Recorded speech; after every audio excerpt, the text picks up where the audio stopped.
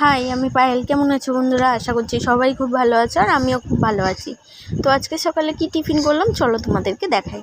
প্রথমে তো ছোলার ডালটাকে সেদ্ধ বসিয়ে দিয়ে এদিকে ময়দার মধ্যে নুন আর চিনি দিয়ে এটাকে ভালো করে মেখে নেব, গরম জল দিয়ে মেখে নেব।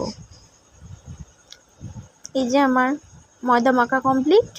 তাই দেখাচ্ছিলাম কতটা নরম হয়েছে ময়দাটা। এদিকে আমার ছোলার ডালটাও খুব ভালো করে সেদ্ধ হয়ে গেছে। ওর মধ্যে নুন আর হলুদ দিয়ে দিয়েছি। এটাকে এবার ভালো করে একটু নেড়ে নিয়ে এটাকে লাবিয়ে সাইড করে রাখবো। ওই কড়াইতেই তেল দিয়ে গোটা জিরে আর তেজপাতা আর শুকনো লঙ্কা দিয়ে দিয়েছি। ওটাকে ভালো করে ভেজে গ্রেট করে রাখা আদা কুচিটা ওর মধ্যে দিয়ে এটাকে এবার ভালো করে একটু ভেজে নেব। আদার কাঁচা গন্ধটা চলে গেলে এর মধ্যে ছোলার ডালটা আমি দিয়ে দেব।